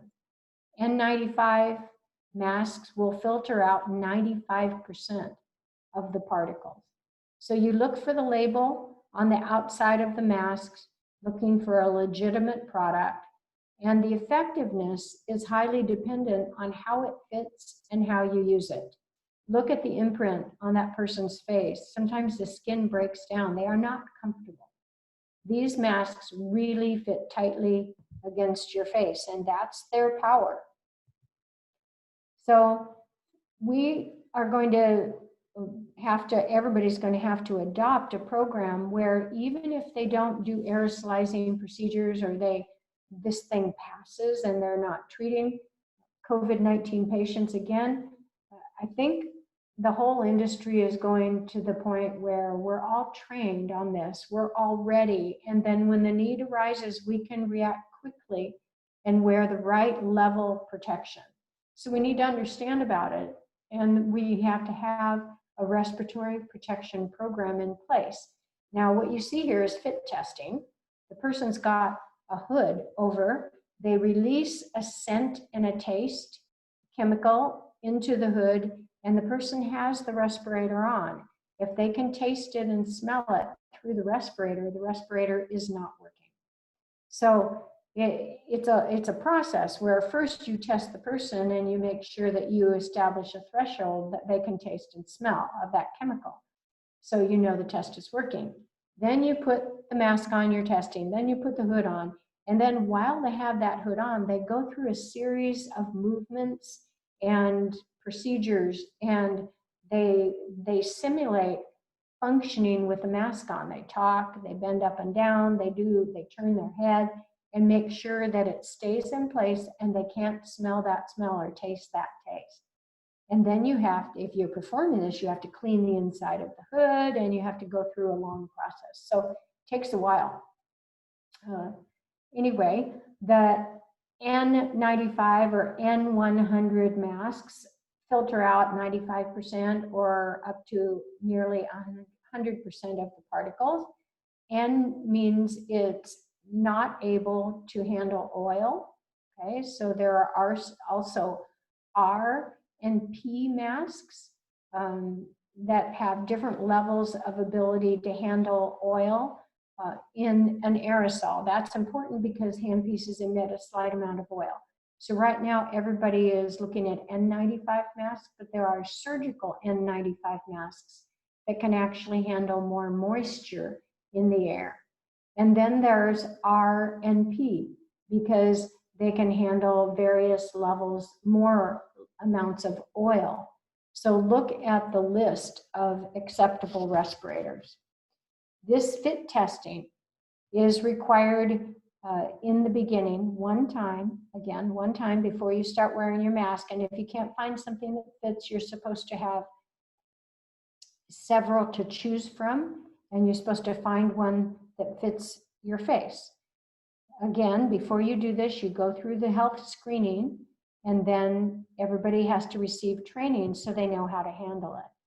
Now, here are the OSHA acceptable levels of respirators that could be used, that would be appropriate for dentistry, but the filtering face piece masks like the N95, R95, P95, or 100, those are the easiest to wear. Moving up the ladder, you might have a half face or full face air purifying elastomeric reusable mask, and that is something that you would wipe off and reuse and put cartridges in. I haven't seen anybody demonstrate those wearing loops. They don't look very comfortable. They're really big. I hope we don't have to go to that. And then there are PAPRs, powered air purifying respirators, that can be used. So again, if you go to CDC and NIOSH, you can get a lot of information about what's available there. So let's go over the seal check, because this is what, after the initial fit testing, every time you put on N95 mask, you would do this. Before Let's go back.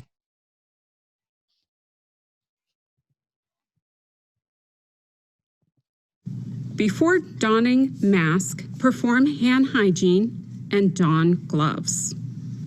Prior to donning your N95, assure your hair is tied up. Make sure no makeup is worn, as this compromises the mask and it cannot be decontaminated or reused. Ask a coworker to assist or use a mirror to check the placement of your N95 mask. Cup the mask and bring it up to your face. The mask should sit center on the bridge of your nose. Most masks seal best when they are high on the bridge of the nose. Bring the top strap over your head and place it just above your ears. Then bring the bottom strap over your head and place it just below your ears. Without touching your face, use 2 fingers from each hand and gently mold the metal bar to your nose.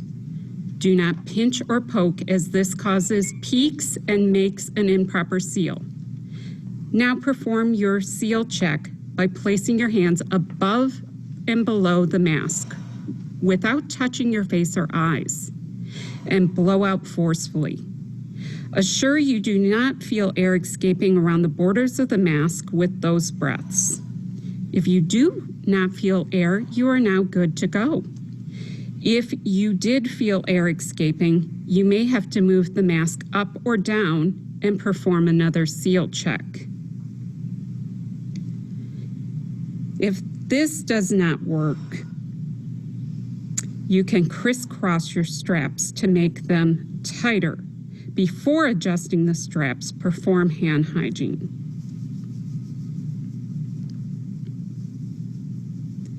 Slightly lower the upper strap, then raise the lower strap to cross over the upper strap. The straps should be crossed just above your ears. Perform another seal check to assure proper fit.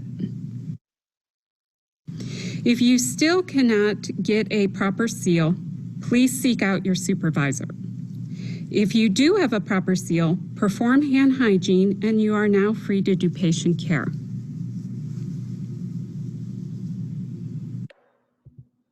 Okay, so we're all going to be doing that, and it's good to find a place where you can get the seal checking or the fit testing, and then go through this training session with everybody and make sure they know how to do the seal checks. So all people must wear masks at work. That's the new normal. Respirators for aerosols. That's where we wear our N95s when we're doing work that creates an aerosol. Respirators or mask and a face shield for non-aerosol patient care. That's the standards that's being recommended now. And masks while in the office appropriate to the exposures. And I thought it was interesting that they said it may be cloth, but that's only for people who are not seeing patients and not exposed, because cloth masks are not personal protective equipment. So the patients would come in with a cloth mask. We may arrive in the morning with our cloth masks, but while we're working with patients, then we would switch. And receptionists or people that work in the back may just have a cloth mask. It's your call. Use your professional judgment. If a known or suspected COVID-19 positive patient enters your office, do not treat them. Refer them to a location with airborne isolation precautions that are required for emergency dental care. That would be the full deal: negative pressure room, 6 to 12 air exchanges per hour, full N95 program, the whole deal. Put a mask on the patient, make sure they are covered, release them to their home if they're not acutely ill, and instruct them to contact their medical doctor. If they're acutely ill, refer them to a hospital. Now, for asymptomatic, afebrile patients following the COVID-19 crisis, we can do emergency and now elective care. We still are going to employ that symptom screening. Remember, patient temperature under 100.4 is okay. Ask them about their history of travel and exposure and contact with possible COVID-19 positive patients. The patient may be treated following these infection control recommendations. Avoid or reduce hand pieces, air water syringe, and ultrasonic scalers. That is still the recommendation now. Prioritize hand instruments if you can, and use four-handed dentistry, high volume evacuation, and dental dams whenever you can. And an N95 and a shield should be worn for all aerosolizing procedures. So if respirators are not available, FDA cleared surgical mask plus a face shield is the minimum acceptable protective equipment, and you should prioritize a level 3 surgical mask with that face shield. At least pick one that fits as well as you can. Remove and discard the mask after you exit the operatory. Change it sooner if it's compromised. If that mask is not available, that mask and a shield combination do not perform dental care, refer the patient. Eyewear is essential for all aerosolizing procedures. The eyewear has to have side protection. Remove and reprocess your eye or face shields when they're soiled. Discard disposable eyewear and the face shield after you've used it, and treat it as contaminated contaminated. When you touch it, you know it's contaminated. So employ touch precautions and leave the patient care area before you take off your face protection, because the aerosols remain in the room. And I took this picture out of an article on the lower right, where this is a physician. He didn't have eyewear, didn't have face shields, and he brought in his ski goggles. I thought that was pretty creative. They seal tightly, I mean, pretty well. Anyway, it was pretty good eye protection and very creative. We do what we can if we don't have all the supplies. Practice donning and doffing your personal protective equipment. This is a good time to get everybody together and calibrate them. So for the gloves and the gowns, you change the gown if it's soiled, discard it in a dedicated container in the care area. Launder cloth gowns after each use and use disposable gowns for only one patient. That's what the recommendations are now, as much as our supplies can support that. N95 respirator, remove and discard disposable respirator after exiting the operatory. But we all know many people are wearing N95s all day long with the shield to protect them so that they can be used. Shoes. Shoes are shown to carry the infective SARS-CoV-2 virus. Isolation, separation, and disinfection of your shoes is recommended. If they can be washed, we should use above 140 degrees, that's hot, and with soap and water and bleach. That research came out of the United Kingdom.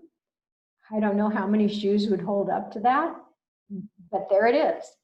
They also said 70% alcohol and water. CDC offered that solution for cleaning your shoes. Why not a surface disinfection wipe? I know of no reason why your Cava wipes or Optum or whatever you use wouldn't be effective, except they may damage your shoes over time. So we're all going to be looking for those plastic shoes that hold up to surface disinfection, right? The key here is to not take your work shoes home. Maybe store them in a paper bag in the trunk of your car or in a locker at work or something, but walking into your home with work shoes is not recommended at this time, maybe never. Touch and storage precautions. Avoid cross-contamination. What about bonnets? They're not required. They're highly recommended. It just makes sense to cover your hair. You're right in the splash zone. So this is the time to download CDC donning and removal of personal protective equipment. They make up little posters. You can post these. You can put them in your OSHA manual as your standard operating procedure. Go over it with everybody about the sequence of how you do one item before the next, before the next. There's a logical sequence, and I really recommend going by these CDC recommendations. The difference with the recommendations now is that they apply, because we are now being told to change your gown for every patient. If you didn't change your gown for every patient, the sequence would change. Removing personal protective equipment is particularly important because self-exposure to contaminated surfaces is likely, and adding in hand hygiene at different intervals as you take off your equipment becomes important in this scenario. So download donning and doffing sequence posters from CDC, and now you've got your protocol. Go over it with everybody. So we want to focus our infection control on SARS-CoV-2. Let's look at hand hygiene. What works? Soap and water. There you go. There's some research that I found interesting that SARS-CoV-2, since it's a lipid virus and very easy to kill, lasts for 3 hours as an aerosol. But I'm going to tell you something. The study was stopped at 3 hours. There's a lot of evidence that says it lasts much longer in an aerosol. It was measured to be viable for 24 hours on cardboard, 2 days on stainless steel, 3 days on hard plastic. The important thing here is to disinfect high-touch surfaces, particularly hard surfaces often. Now, by comparison, the norovirus, which is non-lipid, lasts for months on surfaces. So this is fairly wimpy. We can do this.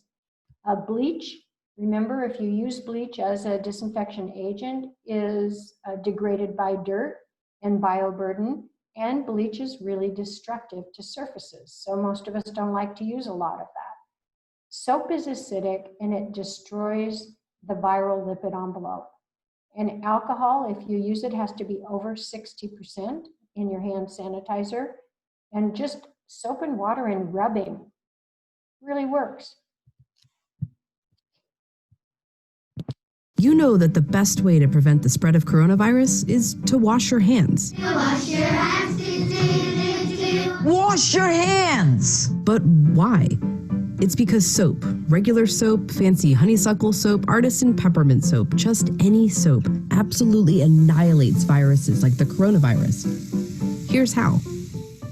This is what a virus like coronavirus looks like. It's a bit of material surrounded by a coating of proteins and fat. Viruses easily stick to places like your hands, but when you rinse your hands with just water, it rushes right over the virus. That's because that layer of fat makes the virus behave kind of like a drop of oil. You can see it happening in this demonstration. Oils are just liquid fats. What happens when you pour oil into water? It floats. It doesn't mix. But add soap, and suddenly that fatty oil dissolves into the water. That's because inside, soap has two-sided molecules. One end of the molecule is attracted to water, the other end to fat. So when the soap molecules come in contact with water and fat, these dual attractions literally pull the fat apart, surrounding the oil particles and dispersing them through the water. Let's go back to our coronavirus molecule with that layer of fat holding everything together. When it interacts with soap, bam, that fat gets pulled out by the soap. Soap literally pulls apart and demolishes these viruses. And then the water rinses the harmless leftover shards of virus down the drain. But, and you know where I'm going with this, it takes time for this effect to happen. 20 seconds to be specific. To show why, we ordered this lotion that mimics viruses in their fatty layers. It glows under a UV light. If you just rinse your hands under regular water, nothing comes off. If you wash with soap for just 5 seconds or 10 seconds, your hands are still covered. The virus is still there, able to get you and others sick. But 20 full seconds, now the soap is actually destroying the virus. Hand sanitizer works too because it's mostly alcohol, and alcohol works in a somewhat similar way to soap, breaking down that fatty layer. You need a high concentration of alcohol to make that work. The CDC recommends hand sanitizers with at least 60% alcohol. But even with 60% alcohol, the CDC recommends using soap if you can. If your hands are sweaty or dirty when you use the sanitizer, that can dilute it and diminish its effectiveness. As for soap, just any old soap works. You don't need soap marketed as antibacterial even. The FDA says skip it. There's no proof it's any more effective. Just be sure to wash your hands for 20 seconds. That's happy birthday twice. Happy birthday, dear. I guess me. Or the chorus to Lizzo's Truth Hurts. Straight to my face. Or Prince. Raspberry beret. Or Eminem. Go, go, only got. Or even Dolly. Jolene, Jolene, Jolene. Just as long as it's 20 seconds. And you're using the ultimate virus annihilator, soap.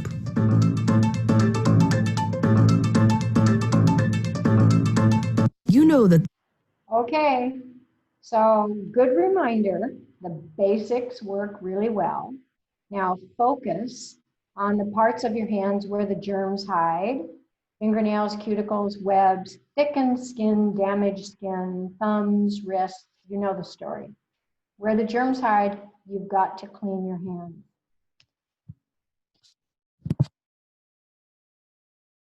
This is nice because it just shows technique. The technique that we use to actually hit all the real estate when we're washing our hands. And we've all been told to do this, but you can see so graphically where we miss. You've got to purposefully go after the cuticle area, your fingernails, your thumbs, the webs between. Of course, it's much easier to clean hands that have smooth gloves on them than hands that have long fingernails or cuticles or calluses on them. But you get the idea. We need to be complete about it, and we need to touch all of the hands, and it takes literally 20 seconds of lathering. We're not talking about 20 seconds from getting the idea to wash your hands, walking over there, rinsing, putting on the soap, washing the hands, rinsing again, then drying. That's not 20 seconds, much longer. Okay, so if you use alcohol sanitizer, which is much faster, how fast is it? Do you remember those? 15 seconds. There's a contact time of at least 15. Some researchers say 20 seconds of hands being wet with alcohol on them in order for it to do its job. So there you go. Now, alcohol sanitizers, they should be ethanol, not isopropanol. It works better against viruses. They should have lots of emollients, but not petroleum, lanolin, mineral oil, palm oil, or coconut oil, because those things wreck your gloves. And you need to use an FDA-cleared product that has 60 to 95% alcohol. And what's that contact time?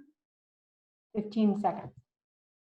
And avoid the obvious, the things that allow the germs to hide, the things that could damage your gloves, wearing rings, long fingernails, fingernail polish, anything that hides organisms, anything that could damage your gloves. And I think everybody should have a written policy about this at work and have people sign it, because otherwise they're going to show up with gels on their fingers. They will. Eye protection is very important, continues to be important, and particularly with coronavirus, we know that ocular absorption is a very efficient way of contracting this infection. Is this okay? The one on the upper left, not so much. It's legal, but it's not smart. Cover your eyes as well as you can. Cover the patient's eyes, of course, we do that. But here's the new normal. Whatever mask you're wearing, even with loops, you should have a face shield on, because that gives you full face protection against spray and spatter. Now remember, way back in the beginning, we said coronavirus, SARS-CoV-2, is primarily transmitted with droplet and contact and direct spray in the air. What we're worried about, because we haven't been controlling, is aerosols. So droplet and aerosol transmission is something that we have to change our ways to really, really manage well, okay? So that face shield will do a good job of protecting you. It becomes contaminated, you have to treat it that way. Now, how about your gloves? Well, how long did gloves last? Nothing's changed. Maybe an hour, no longer than an hour. And you have to know what kills gloves. And you also have to know that every glove, every exam glove could have a pinhole somewhere. In fact, 4% of them have a pinhole in them. That's just the imperfection of the world. So when you put on gloves and you're trying to decide how long you can wear them without changing them out, maybe you're doing a long procedure, think about what happened to the gloves. Have they touched soap and water? How about oils? Any kind of oil. The oil in your skin, the oil from your lotion, oil on the patient's skin. Maybe they have suntan lotion on, sunscreen, makeup, anything that could damage your gloves. If there's any kind of emollient in a product that's been used, like petroleum-based products, that could damage them.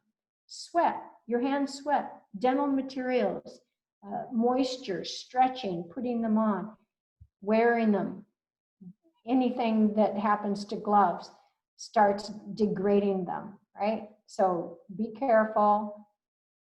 Don't expect more out of the glove material than it can give you. You need choices within reach to change your gloves, change your mask. do the right thing, but they have to be out of the aerosol pathway. So the location of your supplies should be well thought out. Okay, sit up straight. Put your fist in front of you and pull your shoulders back and tighten your spine and your scapular muscles. Be straight and protect your spine. Straight. Big breath. Relax and relax. One more time, fists in front and pull your shoulders back. Feel that? Feels good, right? Okay. All right, so dental workers, what else do we do? Well, we always have to have a TB policy. And we used to think that we had to be tested periodically, but now they're saying actually we don't need to be tested so often. So that's really good. As a dental worker, you're usually tested originally when you're hired, and then periodically only if you're at high risk of exposure. Maybe you live or stay in a country that has high TB rate. If you're immunosuppressed, HIV positive, taking immunosuppressive medication, those kinds of things can increase our risk for contracting tuberculosis. Or if you've had close contact with somebody that's infectious, then you might need periodic testing to see if you have been exposed to TB. Now, surgical masks. This is the time we all have to be experts on respiratory protection. So we have choices of different levels, and you need to know what they do. Surgical masks are barriers, right? Single-use disposable barriers. They protect against large particle droplets, some dust, and spatter. They mostly keep the germs in. They protect others. That's mostly what they do, but they're not nothing. They are a barrier. We've been depending on them. They protect us against a lot of the spray. They cut down the dose. And you know what? Dose matters. So surgical masks are useful and still very important. Now, you need to know there are 3 different levels. American Society for Testing Materials has developed level 1, 2, and 3, and that's not like 3 layers, 2 layer, 1 layer. Those are levels based on filtration capacity and fluid resistance, the quality of the mask. So level 3 is high, level 1 is low. We use level 1 for low aerosol procedures, dry procedures, short procedures. We use level 3 for using, in the past, we used it for ultrasonics, for high-speed handpiece, and now we're thinking when we use ultrasonics and high-speed handpiece, we switch to respirators if we can. So fluid resistance is essential because a wet mask will not filter out. It won't catch things like a dry mask will. Pay attention to the fit. This is the weak link with surgical masks. Some surgical masks are 0.1 micron, that's submicron. They have capacity to filter out very, very tiny particles, right? But they don't fit perfectly. They're not tight against your face. They don't leave that imprint that the N95 did. So germs are sucked in around the mask. Not everything you breathe is filtered through the mask. That's the weak link. So get something that fits as well as it can to your face. And you need to know the mask limits. Okay, so level 3 filters most bacteria, but typically not considered to be virally protective. The masks also, like your gloves, degrade from use. The minute you put them on, it's like picking a flower. You know, it looks great, starting to die. So you put them on and they start breaking down from perspiration, from talking, from sneezing, from the length of time your mask is worn, from dust and spray. The shield is thought to increase the use life and certainly reduce the number of spray and spatter particles that hit your mask. Now, how long do you wear a mask? Conveniently, same amount as gloves, never longer than an hour. That's important. You can't expect more out of that material that it can give you. Never more than an hour. Okay, so what do we really need to know about masks? How not to abuse them, because they're only as good as your behavior. Now, that's one of the reasons why PPE is put at the bottom of the triangle, because it's so dependent on human action, on us remembering, on our habits, whether we cross-contaminate, whether we touch it, whether we fidget with it, move it up, move it down, hang it on our ear, crisscross the loops and make a big gap. Let our beard grow and then have the mask sitting out on top of the beard. That's not fitting your face at all. So our behavior downgrades the reliability of this device. It is an engineered safety device, but it's in our hands. How do we manage this perfectly? What about lasers? High aerosol. Right now, N95 respirators if you're going to use a laser. That's what you should be using right now. And high-speed suction. Outside of the office, what about the cloth masks? Well, public use of cloth masks to protect COVID-19, the main benefit is to protect others. And I wish people understood this. It reduces the dose expelled by the person who is masked. And I think this motivating slogan should be plastered all over billboards everywhere so people get it, that my mask protects you and your mask protects me. We have a responsibility to protect other people. So what about the self-protection value of a cloth mask? Masks are physical barriers. They protect, prevent against touching of your face, maybe. They protect spray from going into your mouth and up your nose. They don't protect your eyes. They may reduce hand-to-face contact, which is something that humans do all the time. It's been estimated 15 to 30 times an hour we touch our face. So maybe it would be less if we were wearing a mask, or maybe somebody would fiddle with a mask and it would be more. I don't know. But the reality is that unless people are trained like you and I are, most face masks are worn improperly. They don't fit, there are gaps. People auto-inoculate when they touch the outside of the mask and remove it, and they store it and stick it in their pocket and bring it back out. Most people wear the masks far beyond their use life. They're moist and maybe even dirty. They create a false sense of security where masks, really don't replace social distancing. People think, well, it's okay, I've got a mask on, we can be really close. And maybe that's true, but we don't know that's true. So the other problem is the panic-driven supply loss. We're being told to use cloth masks, which we don't even, in dentistry, we don't even consider personal protective equipment because they're so lacking in how they protect us. They protect other people because they catch your droplets for a while until they become saturated. All right, now something else we should consider, and that is that CDC issued some recommendations that would possibly be needed if we start running out of supplies.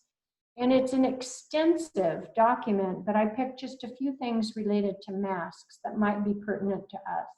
These are possible measures to conserve our personal protective equipment during the surges, and we may get other surges like in the fall, or something like this may happen again. So these are contingency options to be used in a crisis. They're not commensurate with our contemporary US standard of care.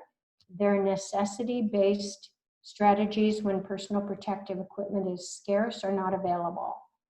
So one thing that can happen is if you can't get a NIOSH approved respirator, then you can go to other products. You can order something else. So FDA lists the approved products from other countries. You can buy something from another country and maybe it'll be the same, maybe it won't. Be careful. There are a lot of counterfeit devices out there. Also, the design of masks is different. Our school ordered a bunch of N95 masks, couldn't get them. So then we got KN95 masks, which are supposed to be like an N95, but they have ear loops. Well, human ears can't stand up to the kind of pressure that the back of your head can. And so an ear loop mask doesn't fit as tight as a mask that has a strap that goes around the back of your head. So they basically many times don't pass the fit testing because of that ear loop. And FDA is not recognizing ear loop KN95s as respirators because they so frequently don't pass the fit testing because of that fit. So respirator reuse, this is something that you could do. NIOSH surgical N95 respirators are the ones we would love to have, but if you only have a few, you might want to reuse them. You can use N95 with a face shield because the surgical N95 is more fluid resistant and the N95 is less fluid resistant, hence they recommend a face shield. And they said that sometimes you can reuse your masks and even suggested a protocol for a limited supply where you would give each person 5 masks. You would label, put your name on them. And then each person would wear a mask for 8 to 12-hour work shift, right? Limited or no removal of the mask unless you're eating or need to take it off for a quick break. But every time you take it off and put it on, there's a risk of cross-contamination or auto-contamination. You would store the mask aseptically in a breathable bag, and you would have 5 masks, so you'd rotate them. Wear 1 on Monday, number 2 on Tuesday, number 3 on Wednesday, rotate them. So the mask sits there for 5 days till you use it again. And the virus is thought to die over time. So you wouldn't close it in a Ziploc baggie because germs and mold would grow in there. You keep it open and allow it to dry. That's a protocol that has been suggested by and tried by research entities and used in the military before. So they know this kind of a thing can work in a pinch. Again, these masks are made to be used once and thrown away. But if you have to, they're suggesting this is a way. Also, if non-NIOSH or surgical masks and a face shield with, let's see, if non-NIOSH or surgical mask and a face shield ASTM level 3 is not available, you can use homemade masks with a face shield. But if you do, look what happens. You have to self-quarantine for 14 days. It is considered an exposure. So that tells you what the cloth masks are good for. Not much for your protection. Okay, stretch, sit up straight, arch your back, look up, big breath. Okay, we're getting through it. Now, we are almost done. We're going to go through a checklist. Okay, so this can be used and is really useful for just making sure we're on the right track and we can keep track of all the stuff we're supposed to be doing. Some of the things on the checklist are things that we've always had to do, and some of the things have been added or tweaked a little bit, right? So now look at your written safety program. Start with your OSHA manual, personalize it, add your respiratory protection program. Where do you get that? OSHA. They have a respiratory protection program, okay? So each state and Fed have those. Download CDC, OSHA, state board recommendations and rules. If you go to their websites and type in COVID-19, they all have special rules that have been updated to add to their normal rules. Make sure you've got your instructions for use, your operation manuals, your safety data sheets, and your standard operating procedures. Address all types of risks, not just COVID-19. Avoid aerosols, and then as we get back to work, we're going to phase in aerosolizing procedures. So we need to be able to document that we're protected. Assign a person. Think about having your infection control coordinator, and think about other new employee rules like the floater, the screeners, the escorts. So this is a new thing. Remove the clutter so that you can get to cleanable surfaces and then clean them. Distance seating and traffic. Think about the flow pattern into your office. Think about where people will gather, isolate and separate people. Limit and direct the patient flow in time and space. Separate infection control areas. Look at your office in terms of the infection control requirements and try to place things together or direct flow of traffic so that you can create a use of an area that is defined by its safety level and requirements. So that would be a reception area, which is a public space, employee spaces, and you may need new employee spaces where people can don and remove their personal protective equipment, maybe change their clothes, maybe store their shoes. Think about that if it's possible. Create those areas for people. And then the clinical infection control area where you have your sterilization, your lab, your clinical treatment areas. Those all require a certain level of infection control. Okay. Look at isolation barriers, windows, panels, space separation, and distance.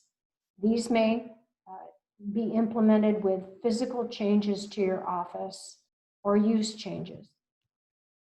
Air circulation and treatment.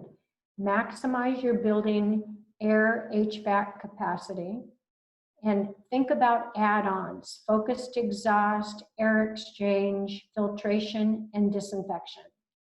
Look at your equipment. To reactivate your equipment, make sure it's clean, disinfected, and you've tested your equipment. And that goes for water lines, for sterilizers. Allow time for this as we get back to work. Surface asepsis. Use an EPA, FDA-approved disinfectant or barrier and follow the directions for that product. Clean and disinfect more rigorously and out beyond the operatory more often. Assign that role to somebody and make sure that your office is being cared for just at a higher level than it was before. And use barriers rigorously. Dental waterline management. That's the water into your dental unit. Ensure sterile water for surgeries. Ensure potable water for standard procedures for non-surgeries. Control your waterline contamination and monitor your waterline safety. And then for the water out, maximize your high volume suction. We in our institution had to get it calibrated. It should draw 1 liter per minute or better. Make sure your high volume suction is doing what it's supposed to do so you can get the benefit of trapping the pathogens at the source and preventing exposure. Instrument sterilization. Organize your instrument pathway and think about instrument cassettes. Instrument washers are such a great way to go to prevent the aerosolization in the room and the time spent and possible exposure dealing with ultrasonics. Monitor the cleaning cycles with wash checks and use your class 5 or type 5 indicators for every cycle as a load release. Keep logs of what you're doing and what you've done. And employ sharp safety, handling of sharps, and how you throw it away. Vaccines, educate the staff and let them know what's available. If they want to get vaccinated, hopefully there'll be a vaccine or at least a good treatment for SARS-CoV-2. Consider restricting more susceptible workers, people that are older, people that have diabetes, people that are a higher risk for contracting or suffering or having an adverse outcome from this infection. Train, inform, listen, and calibrate your safety team. Your group in your office is a safety team. They need to be working together. Perfect symptom screening for ourselves and for our patients, and figure out how you're going to triage potentially positive cases. Where do we go with them? What do we do? What's the protocol? Don't get all freaked out. Get ready. Screen patients for active aerosol transmissible disease. Take their temperature and their cutoff line is 100.4. Know the signs and symptoms that we're looking for. Notify the patients and the staff about this ATD policy that you have. Your tuberculosis policy, make sure that all staff were originally tested and test anybody that may need it ongoing. Respiratory hygiene cough etiquette. Set up those stations. Have the posters up. Have little drills. Have your staff meet and talk about that and model the way for everybody to do that. It's not just good manners, it's common sense. Screen the staff daily, and remember the temperature cutoff is different for us. It's lower for us. We're only allowed to have 100 degrees temperature. And isolate and discharge and refer all symptomatic patients and healthcare workers. So, hand hygiene, calibrate the staff. We want to talk about technique, what it takes to really wash all the parts of the hand and to focus on the areas that are hard to reach. Supplies and setups, make sure you've got everything there, and then set some rules and say we don't show up with long fingernails, we don't wear big rings, we don't wear fingernail polish. These are the things we don't do. And personal protective equipment. We have so many choices. We need to use them correctly and respect their limits. And look at the CDC sequence for donning and removing personal protective equipment. Gowns and a dressing area, check that out. You may want to have an area for people and think about the different kinds of gowns. Maybe add bonnets and shoe covers. No, that's up to you. Full face protection, shields with all the masks that we wear, and use the highest level personal protective equipment that's available when you're producing aerosols. Masks, select the appropriate ASTM levels, avoid cross-contamination, and change them every 20 minutes to an hour. Respirators. Okay, everybody's going to get medical clearance, training, and fit testing. And your gloves, select them for the proper fit and reliability and change those every 20 minutes to an hour, probably sooner. Inform, communicate with your patients, use the phone, email, letters, posters at the entrance and in the office. Use teledentistry to pre-screen your patients. Isolate and separation practices. Maybe revise your reception area, control the flow of patients. Design the hours and the daily schedule for patient separation. Implement, again, the respiratory hygiene cough etiquette at all spots so you can reduce your exposure.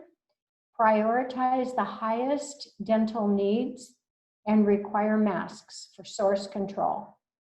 Pre-rinses and oral flushes with antimicrobials should be considered.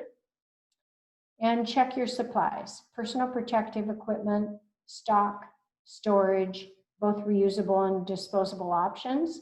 So you want to have your surgical masks, your respirators, and your face shields. Gowns, gloves, hair coverings, maybe shoes. CDC contingency or crisis options to extend your supplies should you run low and need to do that. CDC has the interim guidelines with contingency options for extending your supply of personal protective equipment. It's extensive, it goes into a lot of detail.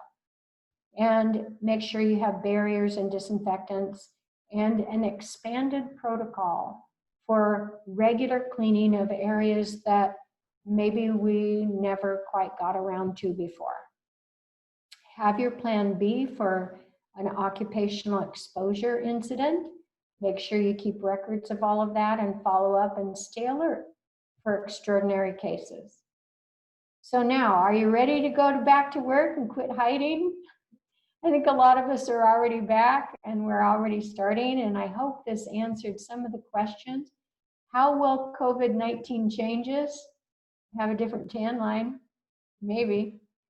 and you get a lot more time at home with your dogs, and your feet are probably more comfortable because you're not wearing those fancy shoes. That's all a good thing. So hopefully we've learned something from this, and the question remains, will we be better prepared for the next epidemic or pandemic that may be a bird flu or something else? Yogi Berra said, predictions are really hard to make, especially about the future. I love that. So hopefully we will have learned something from this. And that is infection control after the COVID-19 crisis, getting back to work. Thank you and take care.